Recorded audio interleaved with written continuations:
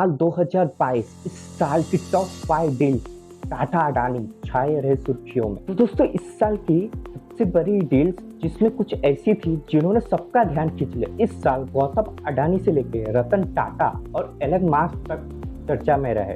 तो दोस्तों, सबसे पहली डील हुई है एयर इंडिया के घर वापसी। साल 2022 में सबसे चर्चित अधिग्रहण रहा एयर इंडिया का बिजनेस की दुनिया में दिग्गज रतन टाटा के चलते करीब 59 साल के बाद एयर इंडिया की घर वापसी हुई। यह डील शुरुआत के जनवरी महीने में हुई। एयर इंडिया की शुरुआत 1932 में जेआरडी रतन टाटा ने एयरलाइंस नाम से की और सरकार ने कर्ज में डूबे एयर इंडिया को बेच दिया और यह डील 18,000 करोड़ रुपए में हुई। एयर इंडिया को खरीदने के बाद टाटा सन्स ने एयर एशिया और विस्तारा को इसी के साथ मर्ज कर दिया है। दूसरी सबसे बड़ी डील है एलन मास्क ने खरीद लिया ट्विटर।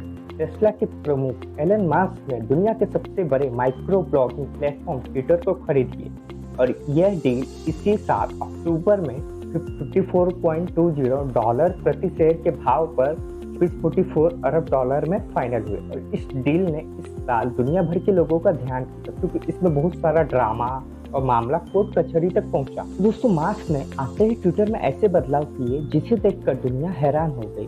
उन्होंने आते ही कंपनी से करीब 3,700 लोगों को बाहर का रास्ता दिखा दिया और किसी ने मास्क की तारीफ की तो किसी ने आलोचना की। हालांकि एलन मास्क ने ट्विटर की डील बहुत ही महंगी साबित हुई दिख रही है क्योंकि एलन मास्क ने जैसे ट्विटर को खरीदा है तब से उनकी कंपनी टेस्ला के शेयरों की कीमत आधी हो गई है।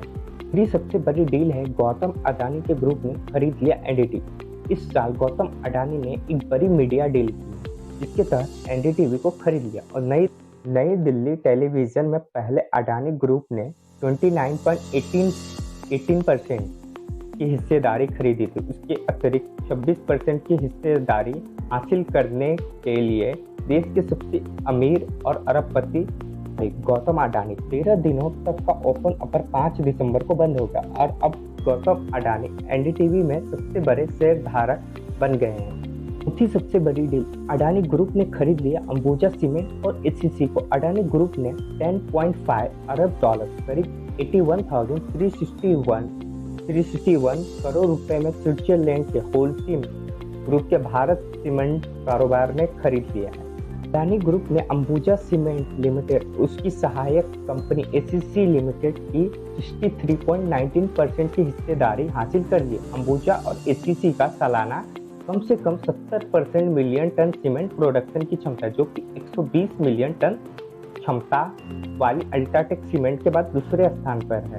दोस्तों, पांचवी सबसे बड़ी डील पीवीआर और आइनॉक्स का हुआ मर्जर। देश की सबसे बड़ी मल्टीप्लेक्स चेन पीवीआर और आइनॉक्स इस साल मर्जर हुआ। इसी के साथ ये देश के सबसे बड़ी मल्टीप्लेक्स चेन में बन गई। इस मर्जर के बाद कंपनी के पास 1500 से भी ज्यादा स्क्रीन हो गई है। बता दें, इतनी ज्यादा स्क्रीन भारत के किसी कंपनी के पास नहीं है।